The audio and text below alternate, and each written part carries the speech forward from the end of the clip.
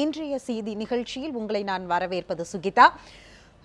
ஆளுநர் உரை என்பது அனைவரையும் மிகவும் எதிர்பார்ப்பை ஏற்படுத்தக்கூடிய உரை. அந்த ஆண்டிற்கான அனைத்து தேவைகள், நாட்டுடைய மாநிலத்துடைய தேவைகளை உணர்த்தக்கூடியதாக இருக்கும். அந்த வகையில் தற்போதைய அவசர தேவையாக இருப்பது விவசாயிகளுடைய வாழ்வாதாரம் மீட்டெடுக்கப்படுமா என்பதுதான். தொடர்ந்து விவசாயிகளுடைய அதிர்ச்சி மரணம், தற்கொலைகள், 200க்கும் மேற்பட்ட விவசாயிகள் இறந்ததாக பத்திரிகைகளில் புள்ளி விவரங்கள் சுட்டிக்காண்பிக்கப்பட்டும் ஆளுநர் உரையில் அது குறித்து எந்த அளவிற்கு விவசாயிகள் சார்ந்த முக்கியத்துவம் கொடுக்கப்பட்டிருக்கிறது என்பது மிக முக்கியமான கேள்வி. மற்றொன்று, மத்திய குழு தற்போது இங்கு ஆய்வு செய்து கொண்டிருக்கிறது. அனைத்து பகுதிகளிலும் வறட்சி இருப்பதாக ஏற்கனவே கடந்த வாரங்களிலேயே முதலமைச்சர் அறிவித்திருக்கக்கூடிய சூழ்நிலையில் விவசாயமும் வரும் காலங்களில் குடிநீர் பற்றாக்குறையில் ஆரம்பித்து விவசாயிக்கான நீர்ப்பாசனம் வரைக்கும் நாம் எந்த அளவிற்கு இந்த உரையில் முக்கியத்துவம் கொடுக்கப்பட்டிருக்கிறது என்பதை ஆராயக்கூடியதாக இன்றைய நிகழ்ச்சி அமையும். இன்றைய நிகழ்ச்சியில் பங்கேற்பதற்காக இந்திய குடியரசுக் கட்சியில் இருந்து திரு சேகு தமிழரசன் அவர்கள் இணைந்திருக்கிறார்.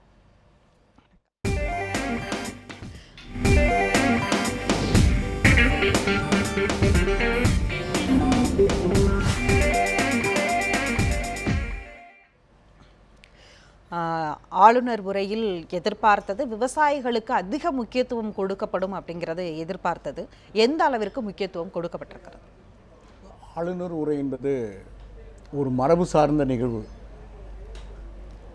அது முற்றிலும் பிரிட்டிஷ் காலத்து நடவடிக்கைகளை பின்பற்றிய ஒரு பாராளுமன்ற நெறிமுறை. ஆண்டினுடைய முதல் கூட்டத்தில் சட்டமன்றமோ நாடாளுமன்றமோ கூடுகிற போது அங்கே குடியரசுத் தலைவரும் இங்கே ஆளுநரும் அதை தொடங்கி வைத்து உரை நிகழ்த்துவது என்பது இதுவரையில் வாடிக்கையாக இருந்து கொண்டிருக்கிற ஒன்றாக இருக்கிறது. இந்த ஆளுநர் உரை என்பது ஒரு நூலுக்கு முன்னுரை எழுதுவதைப் போல அல்லது அணிந்துரை வழங்குவதைப் போல, அவ்வளவுதான். ஆண்டு முழுதும் அரசு எதிர்நோக்கி இருக்கிற பிரச்சனைகள், எடுக்கப்படும் நடவடிக்கைகள், அரசினுடைய குறிக்கோள்கள், அரசினுடைய இலக்குகள், அரசினுடைய மக்கள் சார்ந்த சமூக பெருந்திட்டங்கள், இவைகளை மேலெழுந்த வாரியாக சொல்கிற ஒரு மரபு, அவ்வளோதான். இதில் எல்லாவற்றையும் விளக்கியாக வேண்டும், சொல்லியாக வேண்டும், தெளிவுபடுத்த வேண்டும் என்றெல்லாம் எந்த கட்டாயமும் கிடையாது. அதைவிட ஆளுநர் உரையே அவசியமா இல்லையா என்கிற சர்ச்சை கூட இப்போது எழுகிறது. ஏனென்றால் அண்டை மாநிலமான புதுச்சேரி அது நேரடியாக மத்திய அரசினுடைய கட்டுப்பாட்டில் இருந்து கொண்டிருக்கிற ஒரு யூனியன் டெரிட்டரி. அந்த மாநிலத்தில் இப்போது நேற்றைய தினம் நிகழ்ந்திருக்கிற ஒரு நிகழ்வை நாம் அனைவருமே கவனித்திருக்கக்கூடும். என்னென்றால் ஆளுநர் உரை இல்லாமலே அந்த சட்டப்பேரவை கூடியது. சட்டப்பேரவையினுடைய நிகழ்வுகள், முதல் நிகழ்வு நம்முடைய தமிழக முதலமைச்சர் மறைந்த புரட்சித் தலைவி அம்மாவுக்கு இரங்கல் தீர்மானம் நிறைவேற்றுகிற ஒரு தீர்மானம் அங்கேயே நிறைவேறி அந்த கூட்டத்தொடர் அங்கே தொடங்கப்பட்டிருக்கிறது. ஆகவே அப்படி நேரடியான ஒரு மாநிலத்திலேயே கூட ஆளுநர் உரை இல்லாமலே இருந்திருக்கிறது. ஏனென்றால் ஆளுநர் உரை என்பது ஆளுநர் உரை என பெயர் பெற்றிருந்தாலும் அது ஆளுநர் உரை அல்ல. அரசு எழுதி வழங்கி ஆளுநர் அவர்கள் படிக்கிற ஒரு உரை, அரசினுடைய குறிக்கோளாக. ஆகவே நீங்கள் கேட்கிற எல்லா எதிர்பார்ப்புகளுக்கும், எல்லா கேள்விகளுக்கும் முழு பதில் அதில் இருக்க வேண்டும் என்று எதிர்பார்க்க முடியாது. அது அவசியமும் இல்லை இந்த ஆளுநர் உரையில். ஆனால் மேலெழுந்து வாரியாக குறிப்பிடப்பட்டிருக்கிறது. தமிழகத்தில் வறட்சி மிக பெருமளவிற்கு, வரலாறு காணாத அளவிற்கு மிகுந்து இருக்கிறது. விவசாயிகள் மிகுந்த இன்னலுக்குள்ளாகி கொண்டிருக்கிறார்கள். விவசாயிகளுடைய துயரம் தொடர்ந்து கொண்டிருக்கிறது. அதற்கு ஒரு நிரந்தர விடிவு வேண்டும். முதலமைச்சர் புரட்சித் தலைவி அம்மா அவர்கள் இருந்தபோது எப்படி இந்தியாவிலே தமிழகத்திலே முதல் முறையாக சென்னையை தவிர்த்த அனைத்து மாவட்டங்களையும் வறட்சி மாவட்டங்களாக அறிவித்தாரோ, அதை போலவே இப்போது மீண்டும் அதே வழியில் தமிழக முதலமைச்சர் மாண்புமிகு OPS அவர்கள் சென்னையை தவிர்த்த அனைத்து மாநிலங்களையும் அனைத்து மாவட்டங்களையும் வறட்சி மாவட்டங்களாக அறிவித்திருக்கிறார். ஆகவே அதற்கு உரிய வறட்சி நிவாரணத் தொகையும் வழங்கப்பட வேண்டும் என்ற அந்த ஒரு தோராயமான மதிப்பீடும் வலியுறுத்தப்பட்டிருக்கிறது. ஆயினும் மத்திய அரசு அந்த குழுக்கள் ஆய்வு பணிகளை நடத்தி கொண்டிருப்பதனால துல்லியமாக அதை வரையறுத்து தெளிவுபடுத்த முடியவில்லை. ஆகவே அது குறிப்பிடப்பட்டிருக்கிறது. அதற்குரிய வழிவகைகள் ஆராயப்பட்டிருக்கிறது. அரசு எழுதி கொடுத்து அதனை வாசிக்கக்கூடிய உரை என்று நீங்களே குறிப்பிடும் பொழுது அரசு என்ன செய்ய போகிறது என்பது அந்த உரையில் எல்லோரும் எதிர்பார்க்கக்கூடிய ஒன்றாக இருக்கும். குறிப்பாக இவ்வளவு விவசாயிகள் தொடர் மரணங்கள் இங்கு ஒரு பெரிய அதிர்வலைகளை ஏற்படுத்தி இருக்கு அப்படிங்கிறத நாம் யாருமே கடந்து சென்று விட முடியாது. அதற்கான ஒரு பதில், அவர்களுக்கான இழப்பீடு, இது வழக்கமாக எதிர்பார்க்கக்கூடியது. இது நடைமுறையில் கடந்த காலங்களிலும் நம்முடைய அரசுகள் செய்திருக்கக்கூடிய ஒன்றுதான். அதை எப்படி எடுத்துக்கொள்வது? அதுதான் வறட்சியின் நிலையை, வறட்சியின் ஆழ்ந்த அழுத்தத்தை, அதனால் ஏற்படக்கூடிய விவசாயிகளுடைய இன்னல்களை மேலெழுந்த வாரியாக இந்த ஆளுநர் உரை வலியுறுத்தி இருக்கிறது. அதற்கு உரிய வறட்சி நிவாரணத்தின் பங்கீடை மத்திய அரசு வழங்க வேண்டும், அதிலும் விரைந்து வழங்க வேண்டும் என்பதும் வலியுறுத்தப்பட்டிருக்கிறது. முழுமையான புள்ளி விவரங்களை இந்த ஆளுநர் உரையில் தெரிவிக்க முடியாது. ஏனென்னா இது அப்படிப்பட்ட ஒரு நிலைமையும் அவசியம் இல்லை. நம்முடைய முதலமைச்சர் இப்போது நீண்ட நாளுக்கு பிறகு அதிர்ஷ்டவசமாக அவரே நிதியமைச்சராகவும் இருக்கிறார். நிதியமைச்சரும் அவரே, முதலமைச்சரும் அவரே. ஆகவே விரைந்து நடக்க இருக்கிற கூட்டத்தொடரில், தொடர்ந்து நடக்க இருக்கிற கூட்டத்தொடரில் என்னுடைய முழு விவரங்கள் வெளிவரும். இது ஒரு மேலெழுந்து வாரியான முன்னுரை, இது ஒரு குறிக்கோள் உரை, அவ்வளவுதான். கடந்த ஆண்டிலிருந்து மத்திய அரசிடம் தொடர்ந்து அதாவது சென்னை பெருவெள்ளத்திற்கு கேட்கப்பட்ட இழப்பீடு தொகையாக இருக்கட்டும், இல்லை இப்போ வர்தா புயலுக்காக கேட்கப்பட்டதாக இருக்கும், விவசாயிகளுடைய தொடர் பிரச்சனைக்காக இங்கே எழுப்பக்கூடிய விவசாயிகளுக்கு வாழ்வாதாரத்தை மீட்பதற்காக நீங்கள் இழப்பீடு வழங்க வேண்டும், நிவாரண தொகை வழங்க வேண்டும் என்று மறைந்த முன்னாள் முதலமைச்சர் ஜெயலலிதா அவர்கள் பலமுறை கேட்டிருக்கிறார்கள். இப்போது இருக்கக்கூடிய முதல்வர் தொடர்ந்து கடிதம் எழுதியிருக்கிறார். ஆனால் மத்திய அரசு சார்புடைய நிலைப்பாடுங்கிறது என்னவாக இருக்கிறது? இதில் மத்திய அரசு அப்படி அதில் அந்த சுணக்கத்துக்கு, அந்த அப்படிப்பட்ட ஒரு தாமதத்துக்கு என்ன காரணமாக இருக்கிறது என்றால், மத்திய அரசுக்கு பல மாநிலங்கள் உள்ளடக்கிய பிரச்சனைகள். ஒரு பக்கம் தீவிரவாதத்தினால ஏகப்பட்ட பாதிப்புகள் இருக்கலாம், இன்னொரு பக்கம் வேறு ஏதோ வகையில் பாதிப்புகள் இருக்கலாம். ஆகவே பல மாநிலங்களுக்கும் பொறுப்பேற்கக்கூடிய மத்திய அரசு, அந்த மத்திய அரசு தன்னுடைய நிதி நிலைமைக்கு ஏற்ப அதில் ஏன்னா கடந்த ஆண்டு கேட்ட நிதி தொகையே ஓராண்டு கழித்து வருகிறது மத்திய அரசு முன்பு வருகிற பங்கீடு. அப்படிப்பட்ட நிலைமை இருக்கிறது. மாநில அரசை பொறுத்தவரையிலே மாநில அரசு இது மாநில அரசும் இந்த விவசாயிகளுடைய பிரச்சனைகளுக்கு முழுமையாக விவசாயிகளோடு துணை நிற்கிற அப்படிப்பட்ட ஒரு நிலையை தான் மாநில அரசும் எடுக்கிறது. ஏன்னா இது இயற்கை இடர்பாடு. இதற்கு யாரையும் காரணம் சொல்ல முடியாது. விவசாயிகளையும் சொல்ல முடியாது, அரசையும் சொல்ல முடியாது, நிர்வாகத்தையும் சொல்ல முடியாது, யாரையும் சொல்ல. இது இயற்கை இடர்பாடு. நான் அதை ஒத்துக்கொள்கிறேன். அதாவது இயற்கையை நம்மால் கணிக்க முடியாது. ஆனால் அதே நேரத்தில் நாம் என்னவெல்லாம் செய்திருக்கலாம் என்பது ஒரு கேள்வி. 140 ஆண்டுகளுக்கு இல்லாத ஒரு வறட்சி என்ற ஆளுநர் உரையில் குறிப்பிடப்படுகிறது. இன்னொரு பக்கம் இதிலே குறைந்த அளவு பருவமழை பொழிந்ததும் இப்போதுதான் என்பதையும் சுட்டி காண்பிக்கப்பட்டிருக்கிறது. அப்படி இருக்கும் பொழுது அரசுகள் என்ன செய்திருக்க வேண்டும் அப்படிங்கிறத நம்ம தொடர்ந்து பேசுவோம். தற்போது விவசாயிகள் சங்கத்துடைய ஒருங்கிணைப்பாளர் PR பாண்டியன் தொடர்பில் இருக்கிறார். அவர் இந்த உரை குறித்தும் விவசாயிகளுடைய துயரை போக்குவதற்கு என்னென்ன முக்கிய காரணிகள் அதில் இடம்பெற்றிருக்கிறது என்பதை கேட்கலாம். வணக்கம் சார், நீங்கள் ஆளுநர் உரையில் எதிர்பார்த்தது என்ன, உங்களுக்கு கிடைத்திருப்பது என்ன? வணக்கங்க. நான் மரியாதைக்குரிய தலைவர் சேக்கு தமிழரசன் அவர்களை நான் மிகுந்த மதிப்பவன். ஆனால் அவர் சொன்னது போல ஆளுநர் உரையை அலட்சியப்படுத்திவிட முடியாது. காரணம், இன்னைக்கு இருக்கிற மத்திய அரசினுடைய நடவடிக்கைகள் எல்லாமே மாநில அரசுடைய அதிகாரத்தை பறிப்பதிலேயே குறியாக இருக்கிறார். அரசியல் பார்வையுடனும் ஏற்றத்தாழ்வுகளுடன் தான் நிதி ஒதுக்கீடு செய்யப்படுகிறது. குறிப்பாக வர்தா புயல் 2 மாதத்திற்கு மேல் ஆகிவிட்டது. தாக்குதலுக்களாகி கிட்டத்தட்ட 2 மாதங்கள் ஆக போகிறது. வர்தா புயல் குறித்து ஆய்வு செய்து அந்த குழு அறிக்கை கொடுத்து இதுவரையிலும் எந்த ஒரு நிதியும் ஒதுக்கீடு செய்யவில்லை.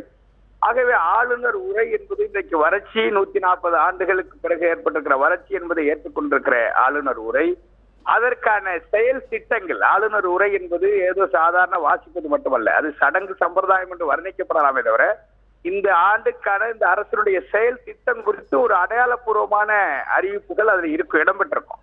அதுதான் பின்னாடி பட்ஜெட் உரையில இடம்பெறும். இதெல்லாம் அவங்க நீண்ட நாள எம்எல்ஏ வந்தவங்க. ஆனால் ஆளுநர் உரை என்பது இன்றைக்கு மத்திய அரசுடைய நடவடிக்கைகளை பொறுத்து இன்றைய தினம் அது முக்கியத்துவம் பெறுகிறது. ஆகவே அண்டை மாநிலமாக இருக்கிற புதுச்சேரியினுடைய நிலை என்பது வேறு. இது முழுமையும் சுயாட்சி அதிகாரம் கொண்ட அமைப்பு தமிழக சட்டமன்றம். ஆகவே தமிழக சட்டமன்றத்தில் உரையாற்றுகிற கவர்னர் என்பது மத்திய அரசுடைய பிரதிநிதியாக உரையாற்றுகிறார். ஆகவே தமிழக அரசுடைய எதிர்பார்ப்புகள், மத்திய அரசினுடைய அதற்கான உதவிகள், தொடர்புகள் குறித்து, உறவுகள் குறித்து அவர் இந்த அறிக்கையில் இடம்பெற்றிருக்கணும். இன்னைக்கு மிகப்பெரிய பாதிப்பு கிட்டத்தட்ட குமரியில துவங்கி திருவள்ளூர் வரைக்கும் இன்னைக்கு எங்க ஒரே சீரான பாதிப்பு ஆயிப்போச்சு. கடுமையான பாதிப்பு, ஏற்றத்தாழ்வுகளே கிடையாது. எல்லா பயிர்களும் அழிந்து போச்சு. இன்னைக்கு கூட 44 வயசுடைய ரமேஷ்னு செருவாமணி கிராமம், திருவாரூர் மாவட்டத்தை சார்ந்தவர் தற்கொலை பண்ணிட்டு இறந்திருக்கிறார் விஷமறிந்து. அப்ப தற்கொலைகளுடைய எண்ணிக்கை பெறுகிறது. அதை பத்தியான நடவடிக்கையை குறித்து எதிலும் குறிப்பிடப்படவில்லை. இதுவரையிலும் மத்திய அரசுகள் நிதி ஒதுக்கீடு செய்யாது பற்றி எந்த ஒரு நடவடிக்கையும் இல்லை. அறிவிப்புகளாக இருக்கிறது. பவானியின் குறுக்கே அணை கட்டுவது, காவிரியின் மேலாண்மை வாரியம் அமைப்பது, இது எல்லாம் அறிவிப்பாக இருக்கிறது. எத்தனை ஆண்டுகளுக்கு இதை அறிவிப்பாகவும் பேசுவது மட்டுமே ஒரு மாநில அரசுடைய நடவடிக்கையாக இருக்க முடியும் என்பதை ஆளுநர் உரையில் எடுத்துள்ளது என்பதை ஏற்றுக்கொள்ள முடியும். கடந்த ஆண்டு படித்ததே இந்த ஆண்டு காவிரி குறித்து ஆளுநர் படிப்பதும் கேட்பதும் சாத்தியமல்ல. இன்றைக்கு பவானி அணையை பவானி ஆற்றின் குறுக்கே அணை கட்டுவதற்கு கேரளம் முயற்சிக்கிறது. பாம்பாற்றின் குறுக்கே அணை கட்டுவதற்கு கேரளம் முயற்சிக்கிறது. கர்நாடகம் முயற்சியில இருக்கிறது. ஆனா கேரளா பணிகளை விரைந்து துவக்கிவிட்டது. தொடர்ந்து நம்ம பேசுவோம். தொடர்ந்து பல குற்றச்சாட்டுகளை நீங்கள் முன்வைத்திருக்கிறீர்கள் சார். நம்ம தொடர்ந்து அது குறித்து பேசலாம். இப்ப அவர் குறிப்பிடக்கூடியது காவிரி மேலாண்மை வாரியம்ங்கிறது எவ்வளவு முக்கியமான ஒன்று அப்படிங்கிறதும், இவ்வளவுடைய விவசாயிகளுடைய இறப்பிற்கு ஒருவேளை அதை அமைத்திருந்தால், காவிரி நீர் கிடைத்திருந்தால், உரிய நேரத்தில் கிடைத்திருந்தால் விவசாயிகளுடைய உயிரிழப்பை தடுத்திருக்க முடியும் என்பதுதான் எல்லாருடைய கருத்து.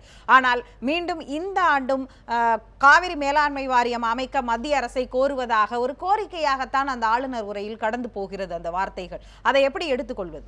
காவிரி மேலாண்மை வாரியம் அமைக்கப்பட வேண்டும் என்பதிலே இந்த அரசு எவ்வளவு உறுதியாக இருக்கிறது என்பதில் அருமை சகோதரர் பாண்டியன் அவர்களுக்கும் வேறுபட்ட கருத்து இருக்க முடியாது.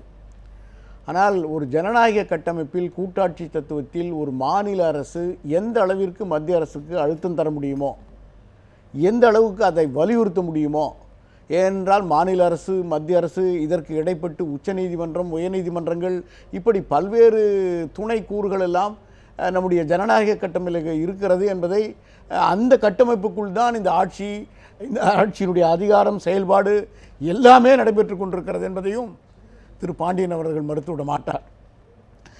காவிரி மேலாண்மை வாரியத்தை பொறுத்தவரையில் அது உடனடியாக அமைக்கப்பட வேண்டும் என்பதிலே நம்முடைய மத்திய அரசுக்கு மாநில அரசு வலியுறுத்துகிற அந்த அழுத்தம் புரட்சித் தலைவி அம்மா அவருடைய காலத்திலிருந்து இதுவரையில் எப்படிப்பட்ட ஒரு சட்ட போராட்டமாகவே இருந்து கொண்டிருக்கிறது.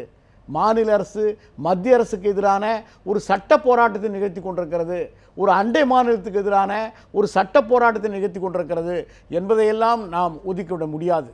ஆகவே விரைந்து அதிலேயும் வெற்றி காண்கிற பாதையில் நம்முடைய மாநில அரசு போய்கொண்டிருக்கிறது. அதற்கு அருமை சகோதரர் பாண்டியனை போன்றவர்களும் துணை இருந்து கொண்டிருக்கிறார்கள்.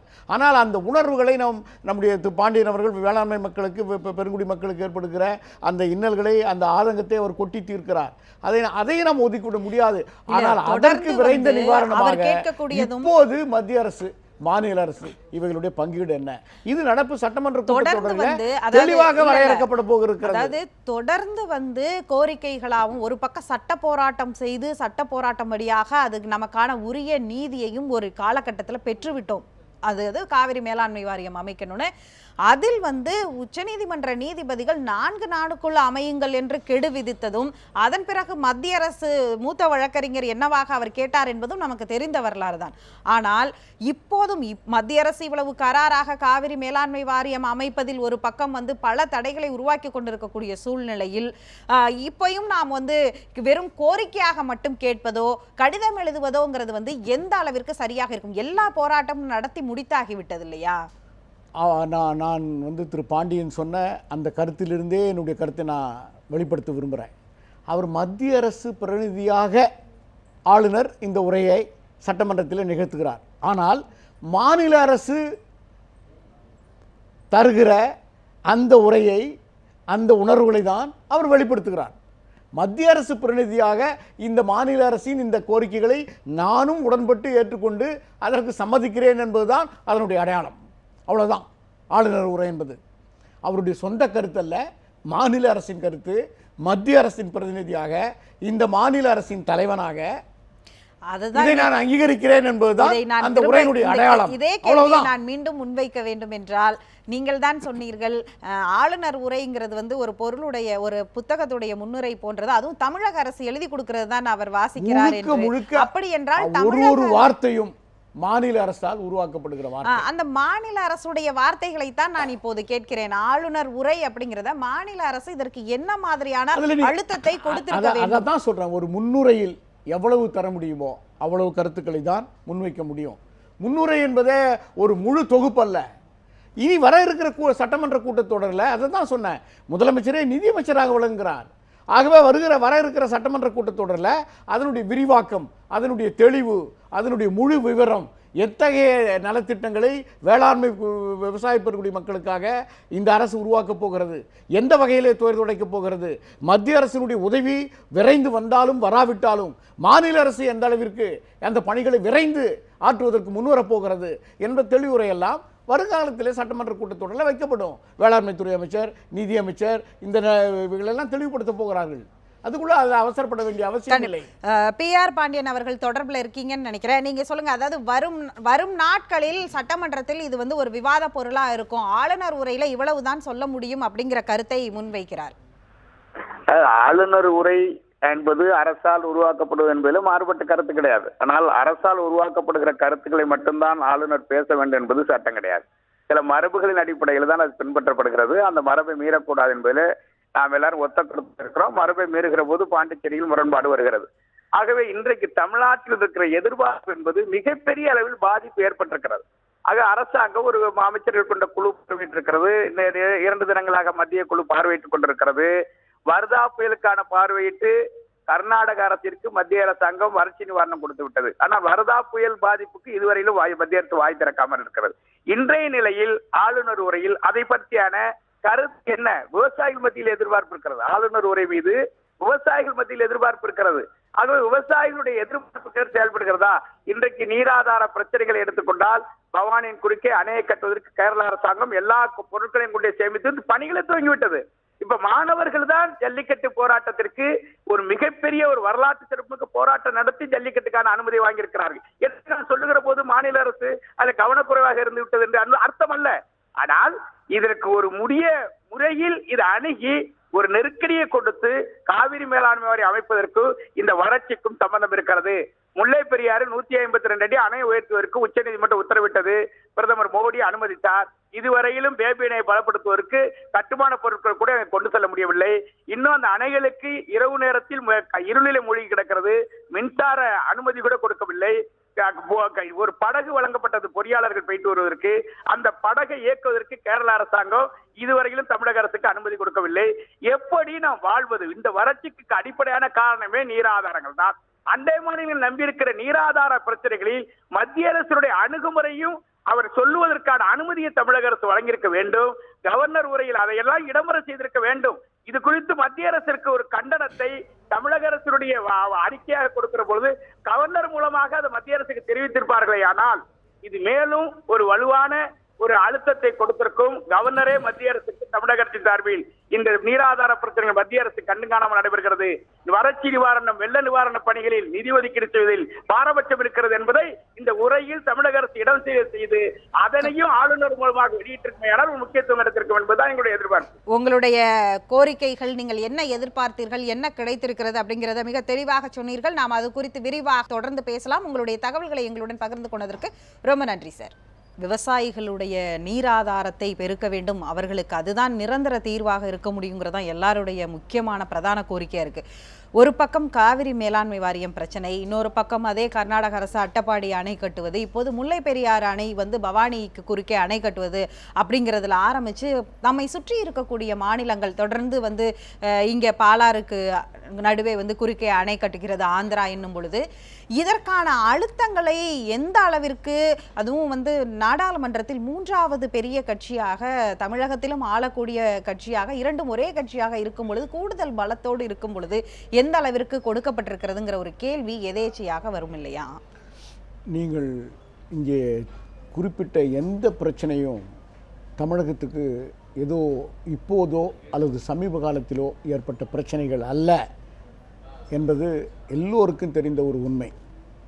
பல ஆண்டு காலமாக தமிழகத்தை சுற்றி இருக்கும் மாநிலங்களாலும் மத்தியில் இருக்கிற மத்திய அரசின் சுணக்கத்தாலும் ஏற்பட்டிருக்கிற நெடுநாளைய கடுமையான பிரச்சனைகள் என்பதில் நாம் எல்லோருக்குமே ஒரு ஒத்த கருத்து தான் இருக்கும்.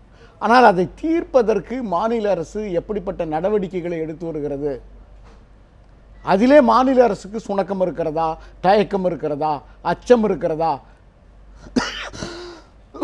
இவைகளை பார்க்கிற போது இந்த மாநில அரசு புரட்சி தலைவி அம்மாவினுடைய வழியிலே மீண்டும் அதே இலக்குகளை அடைவதற்கு புதிய பொலிவோடு தொடங்க இருக்கிற இந்த அரசு கட்டாயம் முனைப்பு காட்டுகிறது என்பதுதான் உண்மை.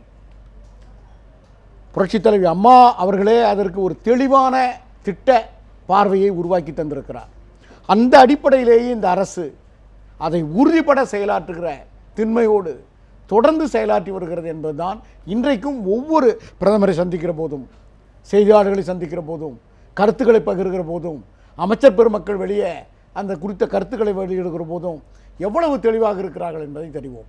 திரு பாண்டியன் அவர்கள், நம்முடைய அருமை சகோதரர் பாண்டியன் அவர்கள் எந்த எதிர்பார்ப்புகளை இந்த மாநில அரசிடம் எதிர்நோக்குகிறாரோ அதே எதிர்பார்ப்புகளை தான் மத்திய அரசினுடைய துணையோடு ஆற்ற வேண்டும் என்று மாநில அரசும் எதிர்பார்க்கிறது. ஒத்த உணர்வு இருக்கிறது, மாறுபட்ட கருத்தில்லை. அவர் குறிப்பிட்டதுல ஒன்றை நீங்க பார்த்திருப்பீங்க. அதாவது கர்நாடகாவிற்கு உடனடியாக இழப்பீடு வழங்குகிறது மத்திய அரசு. இங்க வர்தா புயல் ஆய்வறிக்கையும் அங்க தாக்கல் செய்த பிறகும் இங்கு ஏன் இன்னும் தாமதம், கால தாமதம் அப்படிங்கிற ஒரு கேள்வியும், வர்தா புயல் ஆய்வே 10 நாளுக்கு பிறகுதான் வந்தார்கள் என்ற ஒரு குற்றச்சாட்டும் இருக்கு இல்லையா? அப்ப மத்திய அரசு எப்படி பார்க்கிறது இரண்டு மாநிலங்களை? இந்த குற்றச்சாட்டை திரு பாண்டியனை போன்றவர்களுக்கோ என்னை போன்றவர்களுக்கோ இந்த குற்றச்சாட்டில் இருக்கிற அந்த அடிப்படை தன்மையை புறந்தள்ளிவிட முடியாது. ஒரு மாநில அரசு வேண்டுமானால் இந்த கூட்டாட்சி தத்துவத்தில் அது குறித்து அதனுடைய சந்தேகங்களை மௌனம் காத்து அந்த மரபு ரீதியாக அமைதியாக இருக்கலாம். ஆனால் நாங்கள்லாம் அதை புறந்தள்ள முடியாது. ஏன்னா கர்நாடகத்தில் விரைவில் வர இருக்கிற சட்டமன்ற தேர்தல் காரணமாக இருக்குமோ, கர்நாடகத்தின் பேரில் அது எதிர்க்கட்சி ஒரு மாநிலமாக இருந்தாலும், எதிர்க்கட்சியான மாநிலமாக இருந்தாலும் மத்திய அரசுக்கு அந்த விரைந்து செயலாற்றுகிற உணர்வு அங்கே விரைந்து நடக்க இருக்கிற தேர்தலுக்கு காரணமாக இருக்குமோ என்ற அச்சம் வரத்தான் செய்யும். அரசியல் ஆய்வாளர்களுக்கு கூட வரும், பொது மக்களுக்கு கூட வரும். ஆனாலும் இந்த மாநில அரசு திரு பாண்டியனை போன்றவருடைய வணிக பெருமக்களுடைய கோரிக்கைகள் இருக்கிறது, மாணவர்களுடைய கோரிக்கை இருக்கிறது, அரசு ஊழியருடைய கோரிக்கை இருக்கிறது. இப்படி நாடு முழுவதும் பல பல பல சமூக ஒடுக்கப்பட்ட அடித்தளத்து மக்களுடைய கோரிக்கைகள் ஏராளமாக இன்னும் இருக்கிறது, நிறைவேற்றப்படாமல் இருக்கிறது. ஆகவே எல்லாவற்றுக்கும் பொறுப்பேற்கக்கூடிய மாநில அரசு ஒரு சாதாரண பழமொழியோடு இது சட்டியில் இருந்தால் தானே அகப்பில் வரும். ஆக சட்டியிலே முதல்ல எவ்வளவு சேரப்போகிறது, மத்திய அரசு என்ன தரப்போகிறது, இதெல்லாம் ஆய்ந்து தெளிவோடு தான் மாநில அரசு திடமான ஒரு நடவடிக்கையை மேற்கொள்ள வேண்டிய நிலைமை இருக்கிறது. இன்னும் நிதிநிலை அறிக்கையினுடைய கூட்டத்தொடர் தொடங்கப்படவில்லை. எப்படி நடக்கிறதுங்கிறதே நம்ம ஒரு கேள்வியா இங்க முன்வைக்க வேண்டியதா இருக்கு. இப்பொழுது கூட மத்திய குழு வஷ்தா மிஸ்ரா தலைமையில் இங்க ஒரு குழு ஆய்வு செய்து கொண்டிருக்கிறார்கள். ஆனால் கேள்வி அதில் நில சுவார்ந்தாரர்கள், விவசாய தொழிலாளர்கள், விவசாய கூலிகள், குத்தகைதாரர்கள் என்று பிரித்து பார்த்து பகுத்தாய்ந்து அந்த ஆய்வுகள் நடத்தப்படுகிறதா, அந்த அடிப்படையில் தான் அவர்களுக்கான இழப்பீடுகள் வழங்கப்படுகிறதா அப்படிங்கிற பல கேள்விகள் இங்கே நம்ம முன்னாடி தொக்கி நிக்குது இல்லையா?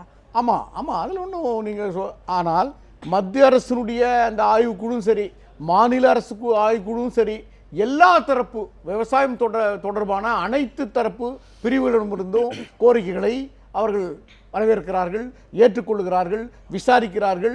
மாநில மத்திய அரசுகளுக்கு அவருடைய பரிந்துரைகளை தருவார்கள். மாநில அரசினுடைய குழுவும் மத்திய அரசு குழுவும் கூட மாநில அரசினுடைய அமைச்சர் பெருமக்களோடு கலந்தாய்வு கூட்டங்களை நடத்துகிறார்கள். இதற்கு பிறகு நிதித்துறையோடு கலந்தாய்வு கூட்டம் நடத்த வேண்டும். அதற்கு பிறகுதான் இதற்கு ஒரு முழுமையான வடிவம் கிடைக்கும். ஆக்க பொறுத்தோ அதை பரிமாறுவதற்கு காத்திருப்போம். அதாவது பெரிய பெருவெள்ள சேதத்திலேயே நமக்கு நாம் கேட்டது ஒரு நீங்கள் குறிப்பிட்டது மாதிரி சொல்லணும்னா யானை பசிக்கு சோளப்பரி மாதிரி தான் இங்க நமக்கு மத்திய அரசு கடந்த ஆண்டு வழங்கியது. அதன் பிறகு பலமுறை கேள்வி கேட்டும் அதன் பிறகு அதற்கான நடவடிக்கை இல்லை. இப்போது வர்தா புயலுக்கான இழப்பீடு ஒரு பக்கம் கொடுக்க வேண்டியது இருக்கிறது, விவசாயிகளுக்காக கொடுக்க வேண்டியது இருக்கிறது. இப்ப வறட்சி, இப்ப சட்டமன்றத்தில் நீங்கள் சொல்றதை நம்பிக்கையாக ஏற்றுக்கொண்டு அடுத்தடுத்த நாட்களில் அது விவாதமாக புதிய வரி விகிதம் நடைமுறைக்கு வந்து விட்டது. இதுல நமக்கு எவ்வளவு பங்கீடு கிடைக்க இப்ப மத்திய போகிறது, அரசு நேற்றைக்கு நமக்கு எவ்வளவு கூட இழப்பீட்டு வந்து தொகை கிடைக்க பயிர்க்கடனில் போகிறது, இதுவெல்லாம் கேள்விக்குறியாக இருக்கிறது. அந்த கேள்வியோடு தொக்கி நிற்பது மத்திய அரசு இப்பொழுது வந்து நவம்பர் டிசம்பருக்கான பயிர்க்கடன் 625 கோடியை வந்து தள்ளுபடி செய்கிறது, வட்டியை மட்டும் தள்ளுபடி செய்கிறது, கால அவகாசம் கொடுக்கிறது. இது விவசாயிகளுக்கு பலன் அளிக்கக்கூடியது தானே? அது ஓரளவுக்கு தான். அது வந்து நம்ம முழுமையா எல்லா விவசாயிகளுடைய முழுமையான பிரச்சனைகளை தீர்த்து விடும் என்று சொல்ல முடியாது. அது வந்து அதில் ஒரு நடைமுறை, அது ஒரு பங்கு, அவ்வளோதான். அதனால் இது வந்து இன்றைக்கு அதுவும் கூட புதுசு இல்லை. இது காங்கிரஸ் அரசு செய்தது, இப்போது பாஜக அரசு செய்கிறது, பல அரசுகள் இதை செய்தது. வேளாண்மை குடிமக்களுக்கு தருகிற கடன்களை பல நேரங்களில் முழுமையான கடன்களை கூட மத்திய மாநில அரசுகள் தள்ளுபடி செய்திருக்கிறது. எவ்வளோ நிதி நெருக்கடியும் தள்ளுபடி செய்திருக்கிறது. ஆனாலும் இதனால் முழுமையான பிரச்சனைகள் தீர்ந்துவிட முடியும் என்பதை திரு பாண்டியன் போன்றவர்கள் கூட ஒப்புக்கொள்ள முடியாது. ஏன்னா அவர்களுக்கு இருக்கிற பிரச்சனை அவ்வளோ.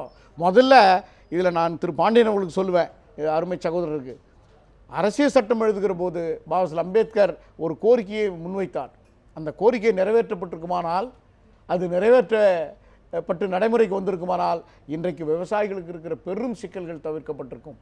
அக்ரிகல்ச்சருக்கு இண்டஸ்ட்ரியல் ஸ்டேட்டஸ் தரலான்னார். கண்டிப்பாக அது வரும் காலங்களில் வந்து அதற்கான முயற்சிகளை மிக மிக வேளாண்மை குடிமக்களுடைய அடிப்படை உரிமை. பல்வேறு கருத்துக்களை நீங்கள் நிகழ்ச்சியில் வந்து பகிர்ந்து கொண்டிருக்கிறீர்கள். நிகழ்ச்சியில் பங்கேற்று உங்கள் கருத்துக்களை பகிர்ந்து கொண்டதற்கும், வரும் காலங்களில் கூட்டத்தொடரில் விவசாய பிரச்சனைகள் பிரதானமான ஒரு விவாத களமாக மாற வேண்டும் என்ற கோரிக்கையோடும் இன்றைய நிகழ்ச்சியில் பங்கேற்றதற்கு நன்றி. மற்றும் ஒரு நிகழ்ச்சியில் சந்திக்கலாம். நன்றி, வணக்கம்.